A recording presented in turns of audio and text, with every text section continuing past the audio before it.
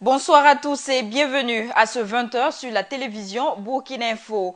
Au sommaire, la tension est montée à nouveau ce jeudi à Fadangourma sur la question de la libération des Kogluego. Course-poursuite entre manifestants et forces de l'ordre des rues désertes. C'était ville morte à Fada. Et toujours concernant cette question des Kogluego, le gouvernement n'entend pas dissoudre ces structures. Il réaffirme même avoir besoin de leur collaboration. Semaine mondiale de l'allaitement maternel, toutes les femmes ont été appelées à s'engager pour l'allaitement maternel exclusif au Burkina Faso. Je le disais, à Fadagourma, dans l'est du pays, les manifestants pro-Kogluego ont à nouveau manifesté pour la libération des détenus ce matin. Les cours ont été suspendus, des commerces fermés. Les députés de la région de l'Est se sont rendus dans la ville pour tenter une négociation avec les manifestants. Les chefs coutumiers aussi se concertent pour trouver une solution à la crise. Viviane Bama, Paulin Yamego, reportage. Au lendemain des échauffourées qui ont opposé pro-Kogluego et forces de défense et de sécurité, la tension semble avoir baissé dans la cité de Yendabli. Seuls quelques groupuscules ont continué de réclamer la libération des Kogluego et de leur leader Django, arrêté la veille avec plusieurs manifestants en tenant tête aux forces de l'ordre. Nous on manifeste pour qu'on relâche les Kogluego. Voilà. Il faut qu'ils soient à Fada ici. Sinon c'est pas bon. Voilà. C'est pour ça que nous on manifeste. Voilà. Il faut qu'on les libère. Si on ne les libère pas là, nous on va manifester. On est là en tout cas. On est là, on sera toujours là. La place de l'unité, point focal des manifestants, a été occupée par la gendarmerie et la police qui par moments entament une course-poursuite avec les frondeurs. Pneus brûlés, boutiques fermées et tirs de gaz lacrymogène sont les seuls faits qui animent cette journée dans la ville de Fadangourma, déclarée ville morte. Face à ce chaos, certaines personnes espèrent un retour au calme. Nous demandons un dialogue entre l'autorité compétente et la civile de Fadangourma. Aujourd'hui, la situation est très dangereuse ici, c'est très rigoureux. Mais tout ce que nous demandons, ils ont retenu deux de nos éléments, Django et une autre personne. Mais ce que nous demandons, c'est devenu maintenant entre les charges et ceux de la sécurité. Ce que nous demandons à la population, vraiment de rester stable, chacun n'a qu'à rentrer chez lui et prier Dieu, demander à ce que ça revienne entre les mains des charges et de l'autorité. On ne peut jamais forcer une autorité. Autorités coutumières et religieuses se sont rencontrées au cours de la journée pour trouver une issue à cette crise. En rappel, ces manifestations dans la ville de Yendabli découlent de l'arrestation de 10 Kogluego par la gendarmerie de Fada pour torture et séquestration sur un présumé voleur et son frère. Le gouvernement burkinabé a besoin de la collaboration des structures d'autodéfense, les Kogluego. Le ministre de la Communication, porte-parole du gouvernement, l'a encore une fois réaffirmé ce jeudi lors du deuxième point de presse du gouvernement. Cependant, selon Rémi Donginou, force doit rester à la loi. Reportage Cheikh Omar Bandaogo. Deuxième point de presse du gouvernement Thiéba 1 ce 17 mars 2016. 3 ministres sont en face des hommes de médias pour parler des grandes décisions prises par le gouvernement dans le cadre de l'exécution de la politique du président Kaboré, mais aussi et surtout pour répondre aux préoccupations des journalistes présents ce jour. Actualité exige, la question des Kogluego est abordée. Malgré les récents événements dans la ville de Fada, la position du gouvernement n'a pas changé. Ce sont des initiatives locales de sécurité. Il y a une réalité, c'est que la présence effective de nos forces de l'ordre en termes d'occupation spatiale et en termes de nombre doit être améliorée. Et les populations ont pris sur elles d'organiser ces éléments-là. Même si ces populations semblent aider le gouvernement dans sa mission de sécurisation du territoire, ce dernier exige que cela se fasse dans les règles de l'art. La force doit rester à la loi. Ces initiatives de sécurité locale-là ne doivent pas empiéter sur le domaine de la loi, qui est l'interpellation, qui est le jugement, etc. Donc il ne peut pas y avoir de violation des droits de l'homme perpétrée par ces associations-là ou ces initiatives-là sans que la loi ne réagisse. C'est d'ailleurs pour ça que les arrestations ont été faites et que la justice va se poursuivre en ce qui concerne les responsabilités situées des personnes appartenant donc au Kogluego, tout comme les personnes qui ont été appréhendées comme étant fautives ou susceptibles d'être coupables d'actes répréhensibles par la loi.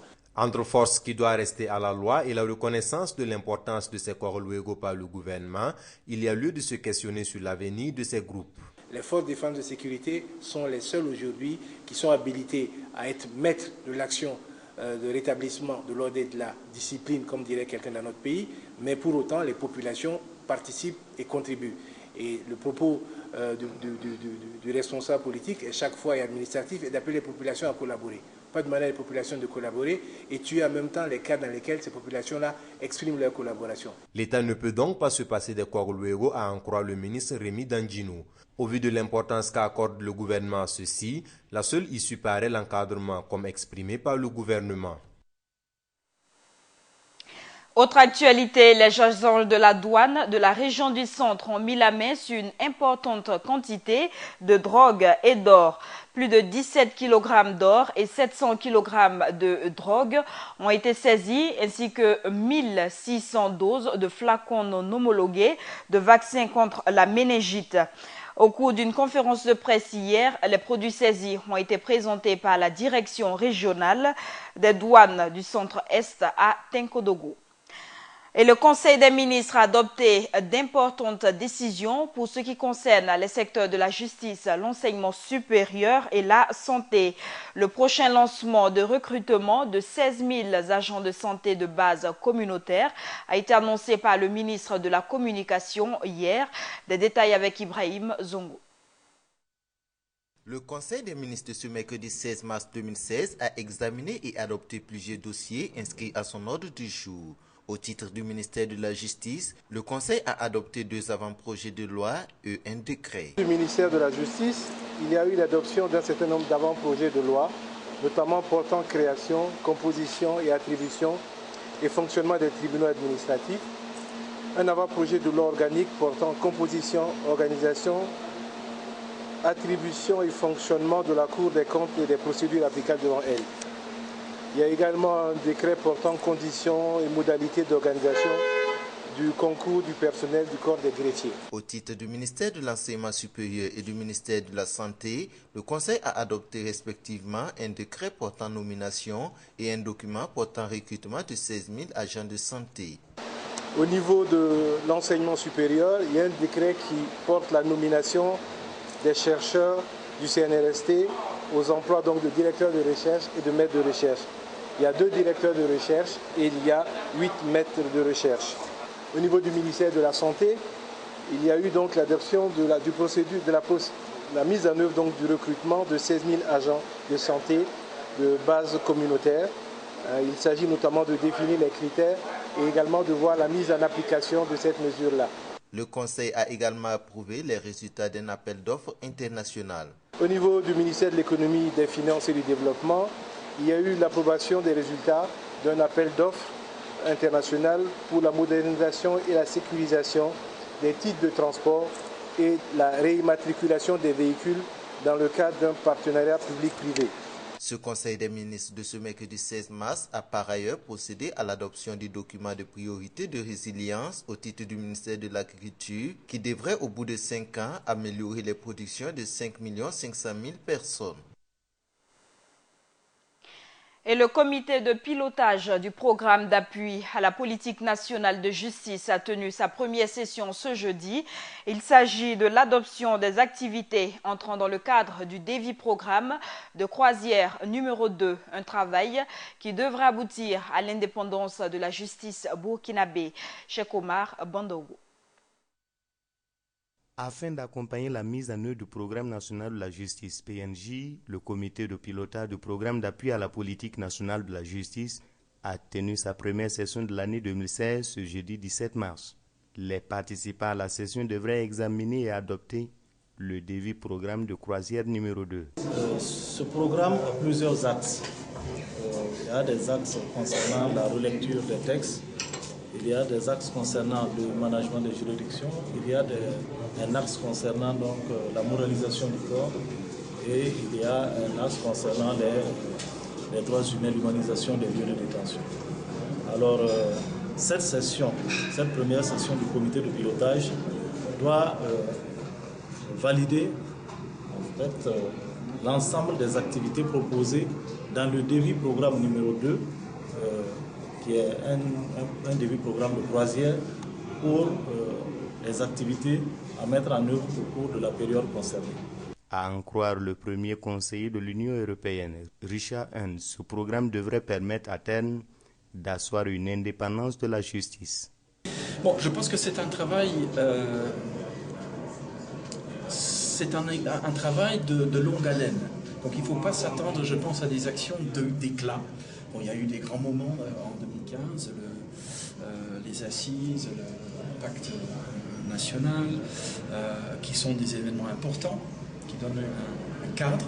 Mais après, pour la mise en œuvre de ce cadre, pour la réalisation de tout cela, ça c'est un processus. Hein. Donc là, par exemple, on suit très attentivement toutes les démarches qui sont en cours pour rendre indépendant la magistrature, donc avec toute une série de lois et de décrets pour la mise en application de ces lois. Il faut noter que le programme national de la justice a été adopté par le gouvernement burkinabé en 2014. La première phase du programme s'étendait sur une durée de 2 ans, à savoir 2014-2016.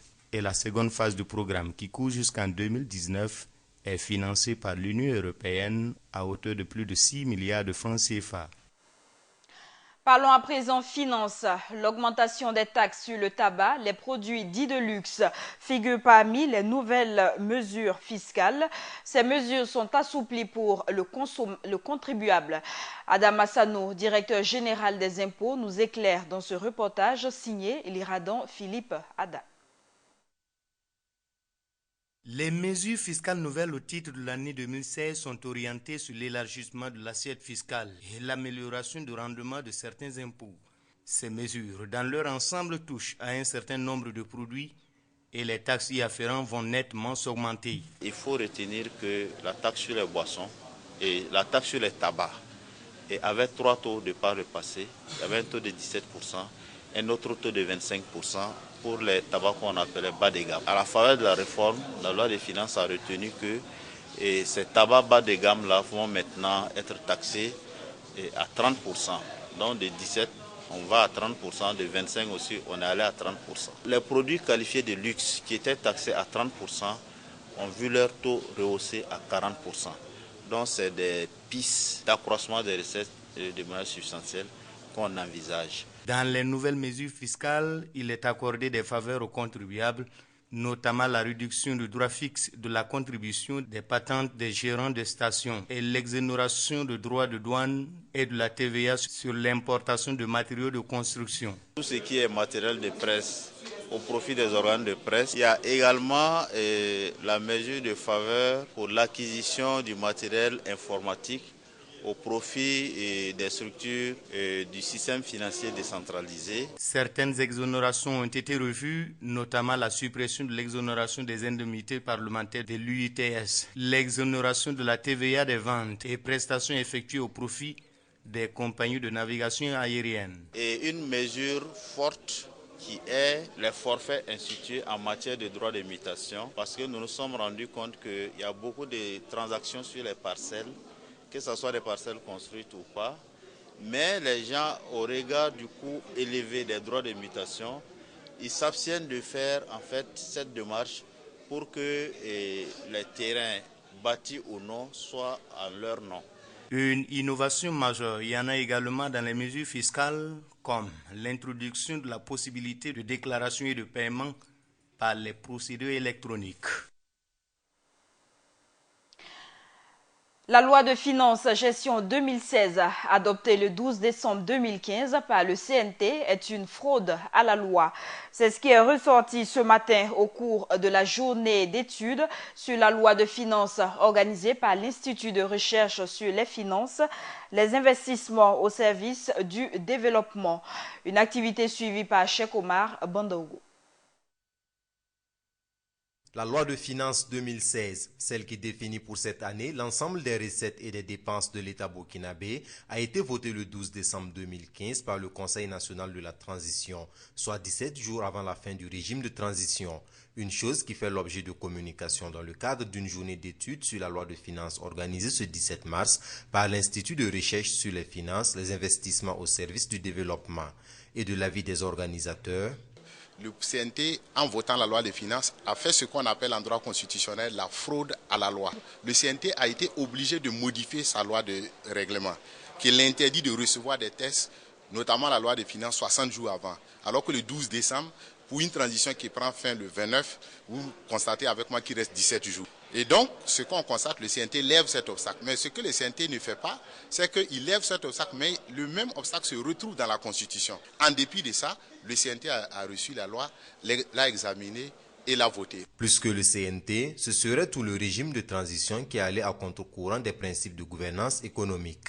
Il apparaît anormal que la loi des finances, qui est la traduction d'un choix politique, soit élaborée par un groupe qui n'est pas celui qui doit conduire les destinées pour l'année 2016. Dans cet état des faits, le nouveau régime hérite donc de la tunique de Nessus, limitant donc ses marges de manœuvre quant à l'exécution du budget. Mais du côté du gouvernement, des solutions, ce n'est pas ce qui manque. Réaménager le budget en diminuant certains postes de dépenses pour réaffecter les ressources aux nouvelles priorités, mais il y a aussi la possibilité d'augmenter les recettes en renforçant les capacités des régies financières qui sont chargées de recouvrer ces impôts-là.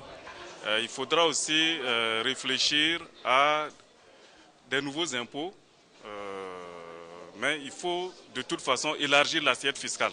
Quand la loi de finances rectificative devient la loi de finances initiale, puisque le thème de la communication introductive du jour, c'est une réalité à laquelle les Burkinabés devront faire face en cette année 2016.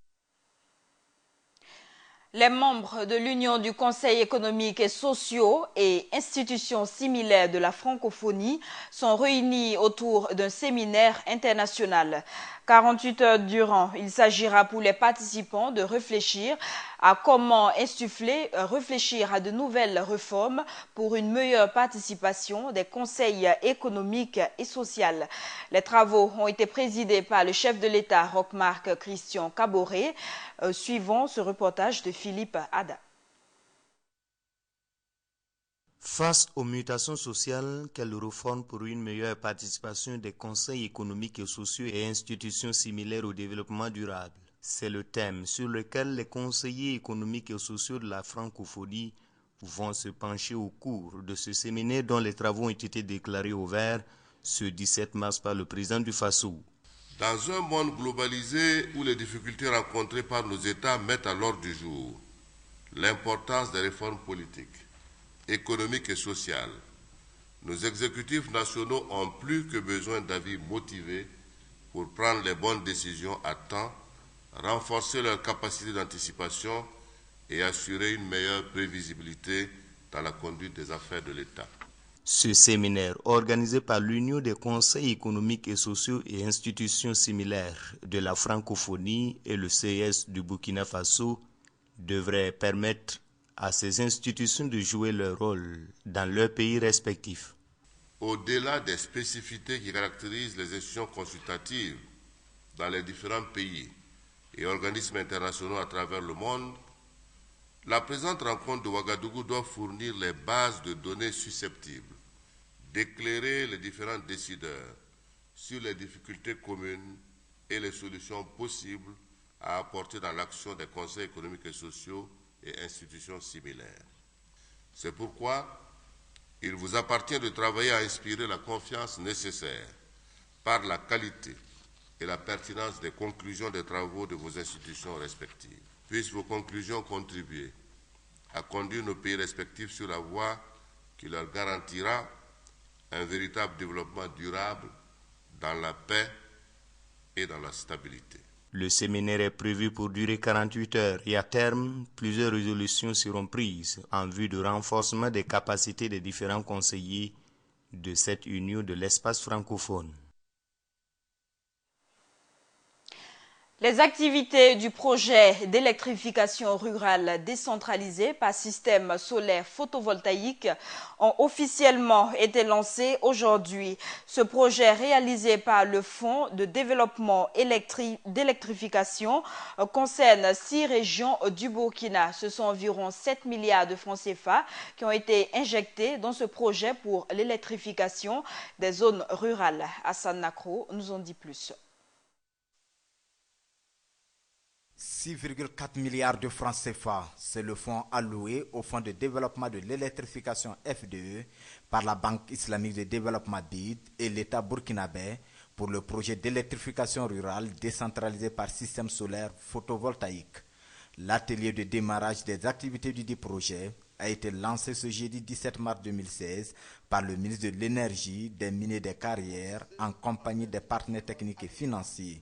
Pour Alpha Omar Dissa, cette transition énergétique permettra à toutes les couches sociales d'avoir accès à l'énergie. Oui, bon, avant tout propos, je dirais que si la croyance au solaire était une religion, nous, on serait certainement, je dirais, les imams, les pasteurs et les prêtres pour prêcher la bonne nouvelle sur le solaire. Et donc, je vous dis que nous sommes convaincus aujourd'hui que la transition énergétique qui est en train de se produire à travers le monde est une transition qui est arrivée pour faire la part belle à l'Afrique en termes d'accès aux services énergétiques. La part belle à l'Afrique, d'autant plus qu'aujourd'hui nous disposons du potentiel ou de l'un des potentiels énergétiques en termes de sources des plus importants au monde en termes d'ensoleillement solaire. 6 régions sont concernées par ce projet et le directeur du Fonds de développement de l'électrification FDE, Yacouba Kamara, a souligné que les travaux ont déjà démarré dans cette localité avec un délai de 30 mois. Les activités ont déjà démarré depuis la signature de la convention, c'est-à-dire depuis octobre, et nous allons nous étaler sur un délai de 30 mois à compter en fait la date de la signature. Quant à la mise en œuvre du dit projet, 7 points sont concernés selon le directeur du FDE. La première composante concerne en fait l'aspect hybridation, c'est-à-dire que la mise en œuvre en fait du diesel et du solaire. Et la deuxième composante va concerner la construction des réseaux électriques. La troisième composante concerne en fait le recrutement d'équipes pour la supervision, c'est-à-dire le contrôle de ces ouvrages. Il y a une autre composante qui concerne l'équipe projet et une autre composante qui concerne les aspects environnementaux et une autre composante, l'audit du projet. Et finalement, la dernière composante qui concerne l'atelier de lancement que nous avons organisé ce matin. Cet atelier est prévu pour durer 48 heures, durant laquelle les acteurs directs de sa mise en œuvre seront connus. La suite de cette édition, les techniciens des télévisions et radios privées et publiques du Burkina ont désormais leur association. Cette structure se veut être un cadre professionnel où les techniciens projettent se perfectionner dans leur métier, initier des séances de formation et de remise à niveau à l'intention de leurs membres. L'association a été présentée ce jeudi à l'opinion publique. Et c'est en différé que la journée mondiale de l'allaitement maternel 2015 a été célébrée aujourd'hui à Réau dans le Sanguier. À l'occasion de la 19e semaine mondiale de l'allaitement maternel exclusif, l'OMS et le ministère de la Santé a appelé toutes les mères à s'engager dans ce type d'allaitement. Plus de précision avec Ibrahim Zongo. Toutes et tous engagés pour l'allaitement maternel exclusif au Burkina Faso. C'est le message fort véhiculé à l'occasion de la Semaine mondiale de l'allaitement célébrée en différé ce jeudi 17 mars 2016 dans le Sanguier au Burkina Faso. Tous nous devons nous mettre au travail pour faire en sorte que les mères, pour l'instant, qui ne pratiquent pas l'allaitement maternel exclusif le fassent, parce que nous avons vu à travers le sketch et à travers les différentes interventions que c'est quelque chose de très bénéfique pour la santé de l'enfant, pour la santé de la mère. Selon l'Organisation mondiale de la santé, un enfant sur 6 a accès à l'allaitement maternel exclusif et 1/3 des enfants sont trop petits par rapport à la taille qu'ils devraient avoir à leur âge. Ce retard de croissance le condamne ainsi à être plus susceptible aux maladies, à un risque de décès plus élevé et à une vie plus courte que ses pairs. Allaitement et travail, tous au boulot, tel est le thème de la 19e semaine mondiale de l'allaitement maternel exclusif. Une nouvelle politique qui interpelle les employeurs à promouvoir l'allaitement dans les services. La politique, je pense que même au niveau du ministère de la fonction publique et du travail, il est permis des places horaires pour que la femme allaitante puisse se retrouver avec son enfant. Ça peut être sur le lieu de travail, si pour l'instant il y a des plages aménagées pour ça, des endroits aménagés pour ça, ou alors la femme peut se rendre à domicile pour allaiter son enfant et revenir au travail. Je pense que tout ça c'est prévu par la réglementation au Burkina Faso. Donc nous ne faisons que encourager les femmes à exploiter donc ces canaux-là et à inviter effectivement les entreprises privées qui travaillent sous le coup de la réglementation en vigueur au Burkina Faso de faire en sorte que toutes les femmes qui sont dans leur domaine de définition puissent bénéficier de ce droit élémentaire. Des cadeaux ont été faits aux 10 femmes les plus assidues dans l'allaitement maternel exclusif dans le Sanguier. Et pour corroborer cette cérémonie, un spectacle de théâtre a également été donné aux femmes pour les inciter à s'investir dans l'allaitement maternel exclusif.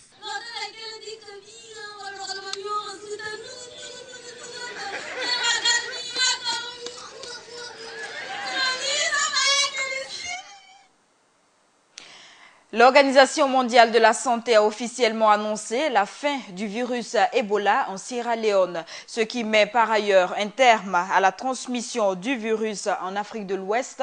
Et rappelons qu'après l'annonce de la fin de l'épidémie, un cas avait été déclaré en décembre-janvier 2016 en Sierra Leone. Retour à Ouagadougou où le président du Faso Roch-Marc Christian Kaboré a eu une longue série d'audiences ce jeudi. Il a reçu l'ambassadeur du Nigeria au Burkina Faso et une délégation de l'organisation Géocoton. Renforcement de la coopération bilatérale entre le Burkina et le Nigeria et le développement du coton étaient au menu de ces différents échanges. Compte rendu, Philippe Ada. Le carnet des audiences de la présidence du Faso s'est ouvert ce 17 mars avec cette poignée de main entre le président Roch-Marc Christian Kaboré et l'ambassadeur de la République fédérale du Nigeria. La visite avait pour but essentiel de dire au revoir au président du Faso parce que je suis au terme de ma mission en ma qualité d'ambassadeur du Nigeria au Burkina Faso. J'ai été nommé ici en 2012. Et on est maintenant en 2016, donc je suis en fin de mission. Je suis venu lui dire au revoir et le remercier pour la collaboration que nous avons eue ensemble. Le représentant du président Boari note avec satisfaction les acquis de la coopération nigéro-burkinabé, des acquis qui vont certainement se multiplier pour le bonheur des deux peuples frères. Je peux dire que pendant la crise, le président Gourlak a joué un rôle important dans le cadre de la CEDEAO.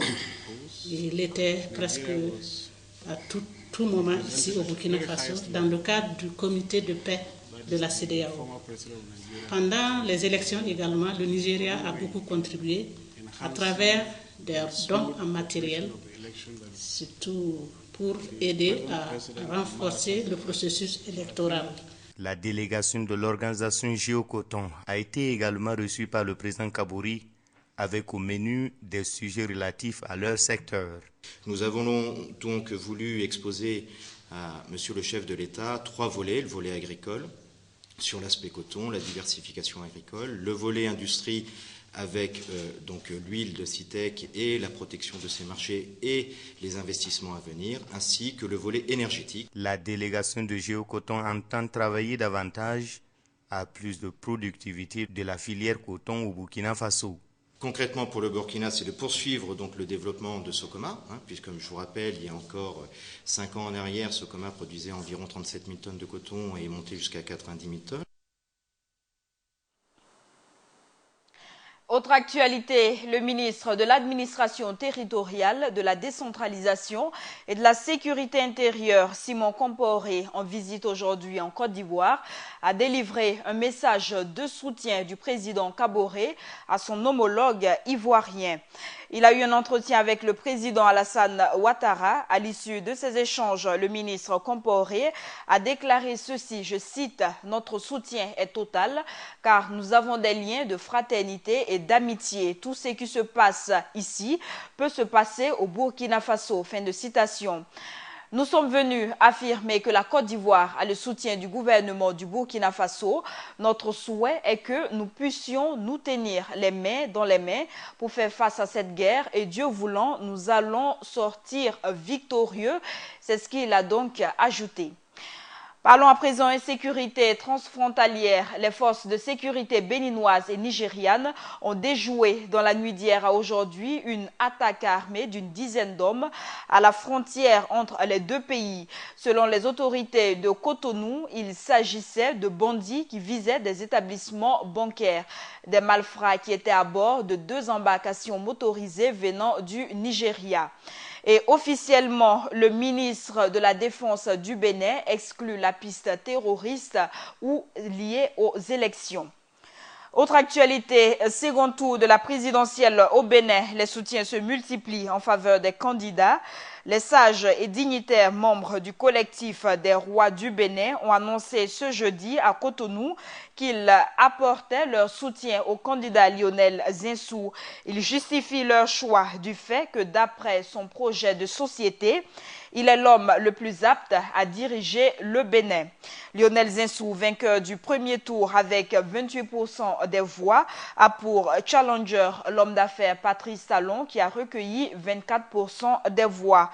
Et les 2 candidats s'affrontent ce jeudi soir dans un débat de 2 heures d'horloge à la télévision nationale béninoise. Et soulignons que le vote aura lieu le dimanche 20 mars 2016.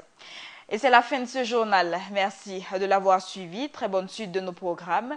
Et merci à Issa Tiendrebego.